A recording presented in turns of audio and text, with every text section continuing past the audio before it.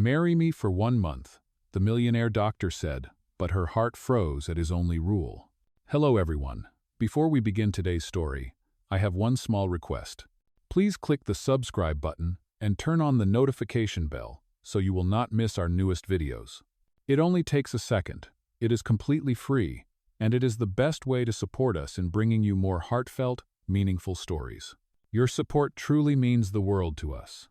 Where are you watching from? Tell us your city or country in the comments below. Thank you so much.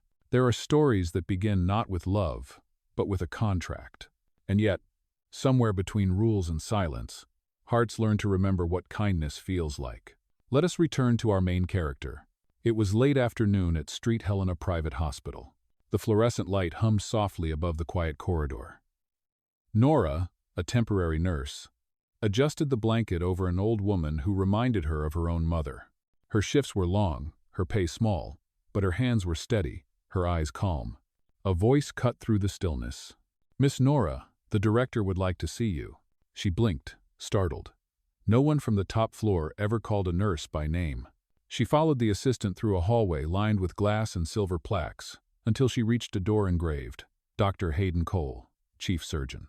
Inside, the air was colder. The man behind the desk did not look up immediately. When he finally did, his gaze was sharp, clinical, the kind that measured hearts like anatomy. He gestured toward the chair across from him. "Sit down." Nora obeyed, her pulse quick but quiet. Then he spoke, voice steady as if reading from a diagnosis. "I need a wife." The words hung in the air, absurd, heavy, unreal. She almost laughed, but his expression did not move. "Excuse me?" I said, he repeated. "I need a wife, for 1 month." Silence filled the room. The ticking clock behind him sounded louder, heavier. Her lips parted, searching for a rational explanation. "This is a joke, right?" Dr. Hayden leaned back slightly. His posture was precise, his tone unwavering. "There is nothing humorous about my proposal. You will receive compensation. Everything will be written down clearly." He opened a folder and placed it on the desk between them, a legal document, clipped neatly, untouched. Then, beside it, he set down a silver pen. Her name was engraved on its side. Nora stared at it, a chill running through her chest. "How do you even know my name?" "I always do my research," he replied, calm as a man discussing weather reports. His eyes met hers, not cruel, but unreadable. "This will last 30 days. We will live together. No personal involvement. No emotional entanglement." She swallowed hard, the sterile air thick around her. "And if I refuse?" "Then we never had this conversation." He stood, buttoning his white coat. For the first time, his tone softened. Not kind, but strangely gentle. "If you agree," he said quietly, "there is only one rule." Nora looked up, almost afraid to ask. "What rule?" Dr. Hayden's eyes held hers. "You cannot fall in love with me." The clock ticked again. Outside, the light dimmed behind the glass windows, painting his face in amber and shadow. The pen still lay between them, silver, cold, waiting. And in that moment, she felt the air shift. Not because of the contract, but because of the quiet certainty that her life, calm, small, safe, had just taken a turn she could never undo. That night, Nora could not sleep. The city lights outside the hospital window flickered against the glass like small, restless hearts. Her father's face lingered in her mind, pale, tired, waiting for treatment she could not afford. The numbers on the medical bill burned behind her eyelids. When she finally lifted the pen, her hand trembled. 30 days. A man she barely knew. A marriage without a heartbeat. Her signature looked smaller than usual, as if afraid of what it meant. Dr. Hayden's eyes followed the motion of the pen until it stopped. He closed the folder with the same precision he used for a scalpel. "I will send a car in the morning," he said. "Pack what you need." Then he left the room without another word. Nora stood alone in the silence, staring at the door he had just walked through. For a moment, she wished he had been cruel. It would have been easier to hate him. Instead, he was simply calm, too calm, like someone who had already made peace with never feeling again. The next evening, she arrived at his house. The driver opened the gate, revealing a mansion of glass and steel, surrounded by a cold garden trimmed to perfection. No flowers, no warmth, no music. Only order. Only distance. Dr. Hayden waited at the door. No smile, no welcome. "This way," he said quietly, his voice echoing through marble and emptiness. He showed her the rooms with the efficiency of a surgeon listing organs. "This is the guest room. That is the kitchen. You may use the library. My study and my bedroom are private." He did not raise his voice, but his words carried the weight of law. Nora nodded. She clutched her small suitcase tighter. The house smelled faintly of antiseptic and cedar, the same scent as the hospital. It was beautiful and lifeless. Dinner was served by the housekeeper, who moved like a shadow. The table was long, the candles tall, the silence heavy.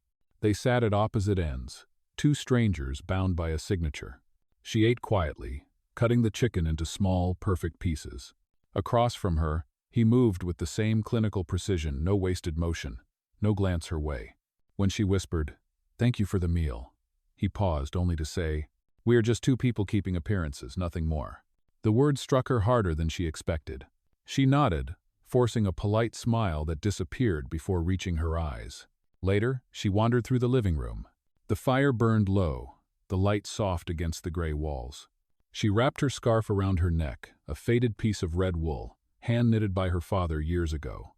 It smelled faintly of home. When she rose to leave, the scarf slipped from her shoulders and landed on the leather sofa. She did not notice. Moments later, Hayden walked in. He saw it immediately, a splash of color in his colorless world. For a long time he did not move. Then, quietly, he picked it up. The fabric was soft, worn, alive with the warmth of another person. He folded it carefully, aligning the edges as though it were something fragile. His face remained composed, but his hands lingered longer than they should have. Upstairs, Nora lay awake, whispering to herself, "It is only 1 month. I can do this." Her voice was small, almost a prayer. Downstairs, the folded scarf rested neatly on the arm of the couch, a small defiance against the cold order of his house, a sign that something human had already entered. And though neither of them knew it yet, that single forgotten scarf would be the first thing to thaw a heart trained to stay frozen. The next morning, the house was still wrapped in its quiet discipline. Dr. Hayden left first, as always, moving through the halls like a man untouched by time. Nora followed later, dressed in her simple uniform, her hair tied back neatly. Her world had changed, but the hospital had not. It still smelled of antiseptic and faint hope. The day stretched long. In room 214, an elderly patient struggled to lift a cup of water. The other nurses were too busy, rushing from one emergency to another. Nora noticed, walked over without hesitation, and knelt beside the bed.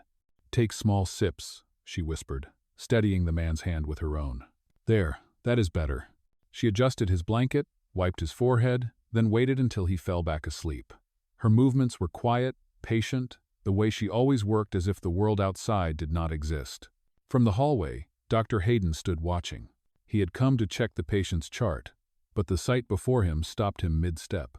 Nora did not see him. She did not try to impress anyone. She simply cared.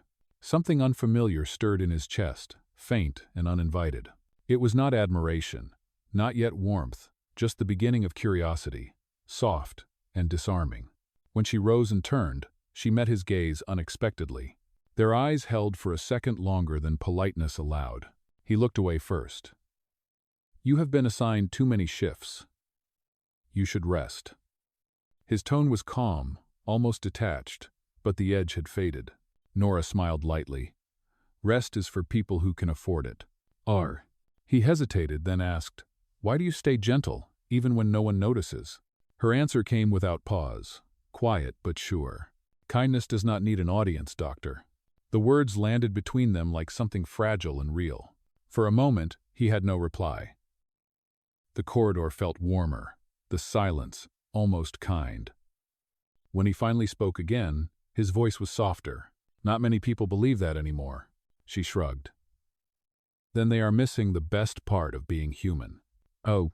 He said nothing more, but his eyes, the same eyes that once measured every life like a chart, now lingered on her face a moment longer. The corner of his mouth curved, barely visible, like a secret he was not ready to admit. That night, Nora fell asleep in the living room, still in her uniform, a folder of patient notes open beside her. The fire flickered low. She had meant to finish her report, but exhaustion had pulled her under. Dr. Hayden entered quietly. He paused, watching her sleep, her breathing slow, her head tilted against the arm of the couch. The house, usually silent, seemed to breathe with her. He reached for the throw blanket, then stopped. Something else caught his eye, the red scarf, folded neatly on the armrest, the same one she had left days ago. He picked it up slowly. The fabric was soft against his fingers, still holding the faint scent of her perfume. Without thinking, he draped it over her shoulders. The scarf slid down slightly, brushing her cheek. She stirred but did not wake. He stood there for a long time, watching the small rise and fall of her chest, the calm that radiated from her even in sleep. His world had always been built on control, predictable, sterile, exact. But this small act, this quiet kindness he could not explain, felt more dangerous than any mistake he had ever made. He took a step back, the firelight catching the edge of his expression softer now, almost human. The red scarf glowed gently against her white uniform. For the first time in years, Dr. Hayden smiled. It was brief, uncertain, but real. A smile born not from success or power, but from the quiet discovery that maybe, just maybe, his heart was still capable of warmth. Morning light softened the glass walls of the house, turning the once cold rooms into shades of gold. For the first time since she moved in, Nora smelled coffee. Not the sharp bitterness of hospital vending machines, but something warmer, smooth, almost sweet. When she stepped into the kitchen, Dr. Hayden was standing by the counter, sleeves rolled up, holding a French press like it was surgical equipment. "I might need supervision," he said dryly, pouring the water a little too fast. Nora smiled, hiding her amusement. "You are brave to attempt this without anesthesia." He looked up, caught the humor in her tone, and almost laughed. The sound that escaped him was small, unfamiliar, but real. She showed him how to stir gently, how to let the coffee bloom. "It is about patience," she said. "You cannot rush the good parts." He repeated her words softly, as if trying them on for the first time. When he handed her the cup, the aroma was perfect. She took a sip and nodded. "For a man who writes rules for everything, this one you got right." Their mornings became a quiet ritual. 2 cups, 1 small table, the silence between them, no longer uncomfortable but calm, like music that did not need words. One Saturday, Nora stepped into the garden behind the house. It was immaculate, trimmed hedges, perfect symmetry and lifeless. Not a single flower. She turned and found him watching from the terrace. "You have sunlight," she said. "You just forgot color." He frowned lightly. "I do not have time for things that need care." Maybe that is why everything here feels asleep. She disappeared into the shed and returned with a pot, gloves, and a small orchid plant wrapped in brown paper. "My father grew these when I was a child," she said, kneeling in the soil. "They need light, but not too much. A little attention every day." He hesitated before kneeling beside her, the ground staining his immaculate trousers. "You are giving medical advice to plants now? They respond to kindness, too." For a moment they worked in silence, hands moving side by side. The air smelled of damp earth and spring. Then his voice broke the quiet, low, distant. "My mother used to grow orchids." Nora looked up. His gaze was fixed on the soil, not her. "She loved them. She said they bloom only when they feel safe." He paused, the shovel still in his hand. "I was in surgery when she died. I missed her last breath because I thought saving another life would be enough." The words hung heavy between them. For once, there was no mask of control, no measured tone. Only regret, simple and human. Nora reached over, brushing a bit of dirt from his sleeve, her fingers grazing his hand. She did not speak, she did not need to. Her touch said what language could not. "You are forgiven, even if you cannot forgive yourself yet." Hayden inhaled slowly, grounding himself in the quiet presence beside him. When he looked at her, his eyes carried something unguarded, the same fragile warmth that orchids need to bloom. That evening, he returned to his study. The room, lined with certificates and sterile light, suddenly felt too empty. He walked out to the garden, picked up one of the orchids they had planted, and carried it inside. The next morning, when Nora passed by his office, she stopped. There, on the center table between his awards and files, stood a single white orchid in bloom. Its petals caught the morning sun, soft and alive, a small rebellion against the perfection of his world. She smiled to herself, the kind that starts deep in the chest and reaches the eyes.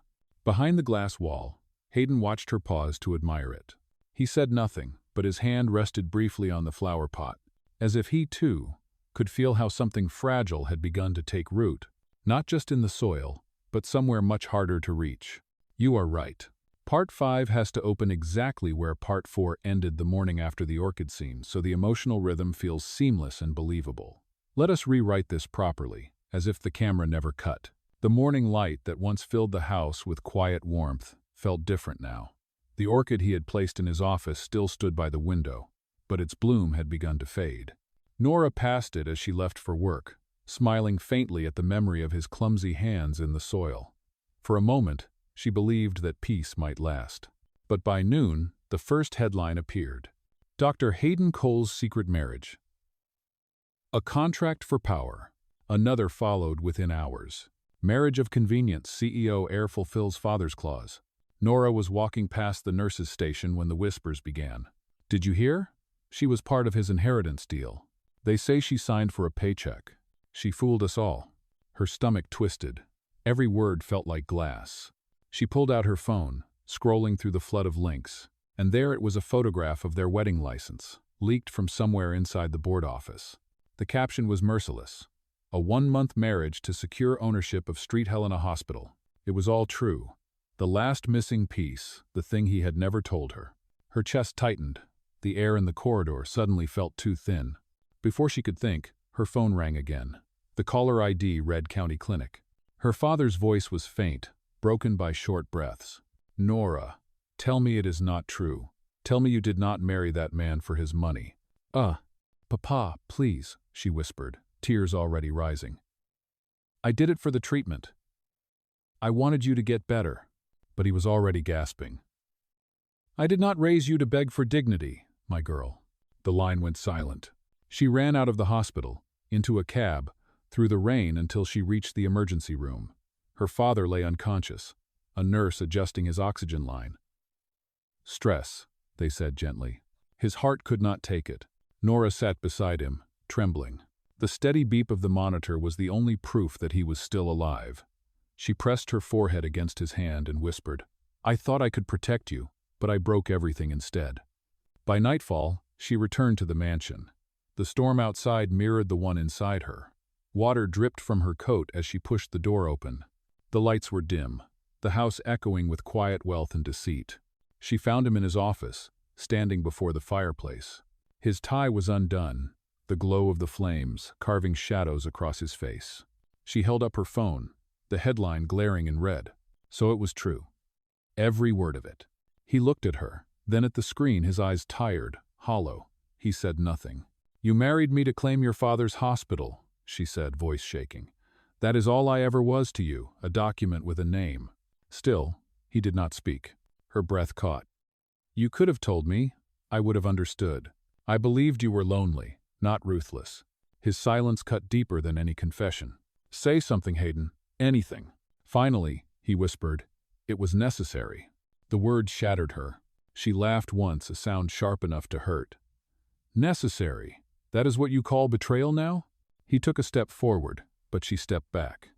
Do not, she said softly. Do not pretend you have feelings now. Her eyes filled again, not from weakness, but from a dignity too heavy to hold. I thought I could teach you what kindness feels like. But maybe some people are beyond learning. She turned away before he could answer. The red scarf slipped from her shoulders and landed on his desk, the same one where he had once folded it with care. When the door closed behind her, the house fell silent.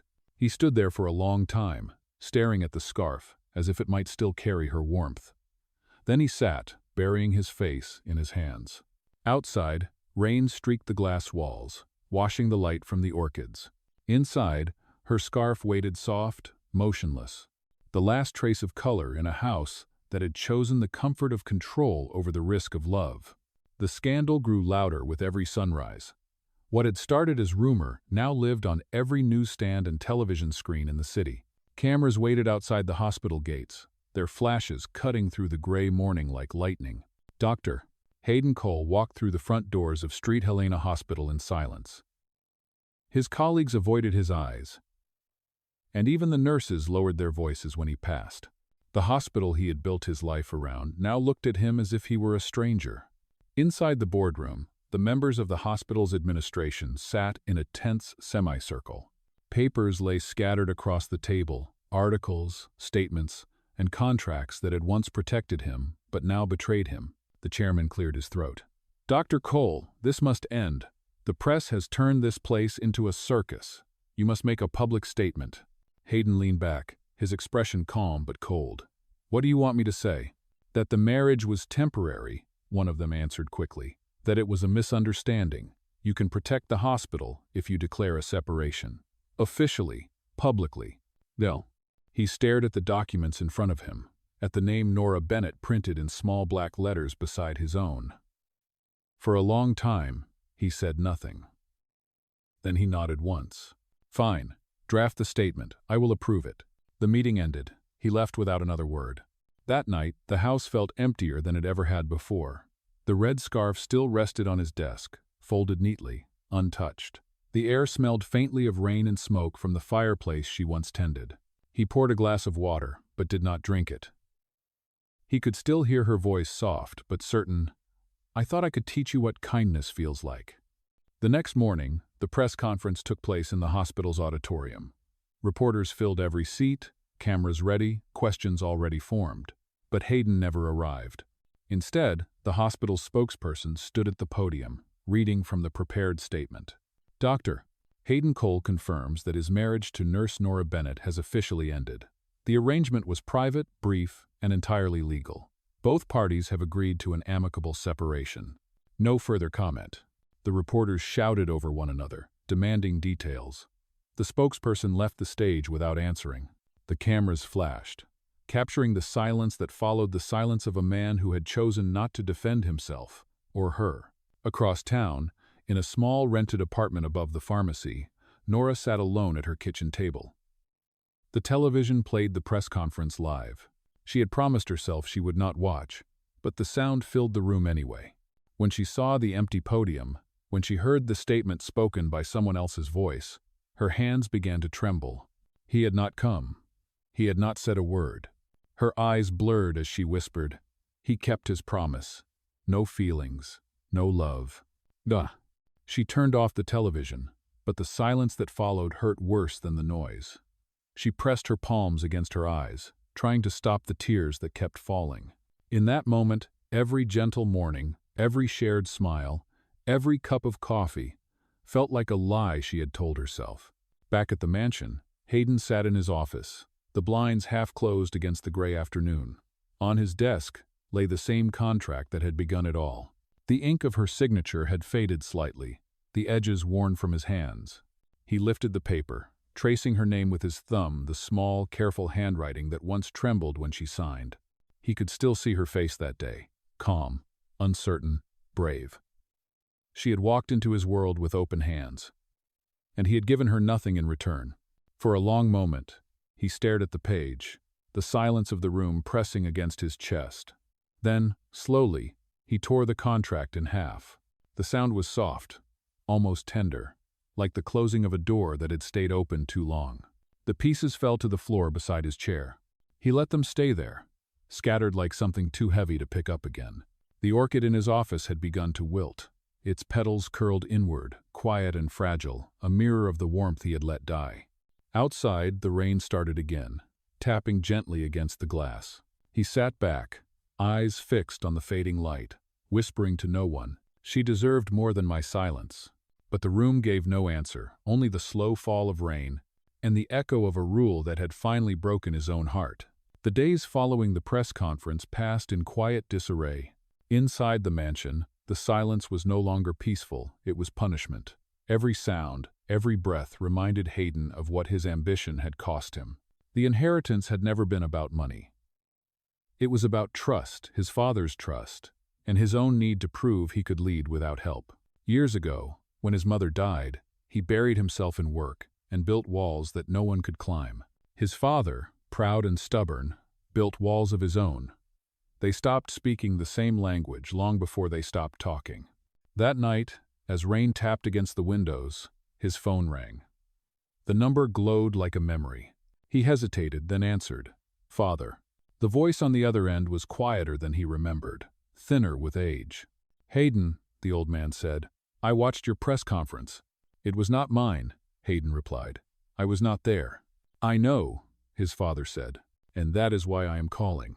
There was a pause, long, steady, heavy with things they had both left unsaid. You have always tried to prove yourself, his father continued, to show the world you could carry what I built. I wanted that too. But somewhere in the middle of it, you started fighting me instead of fighting for what matters. Hayden exhaled softly.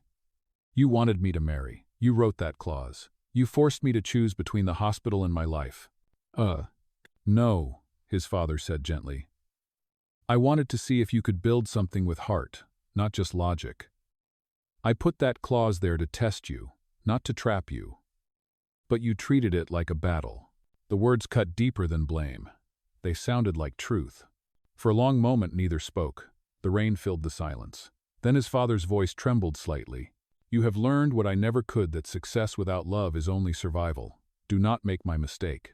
Go find her before time decides for you. The call ended with a soft click. Hayden stayed still, the phone pressed to his ear, listening to the hum of the empty line. He looked around the room, the trophies, the certificates, the sterile perfection, and suddenly it all felt meaningless. He reached for the red scarf still resting on his desk. It was the only thing in the house that carried warmth. He held it close, then slipped it into his coat pocket.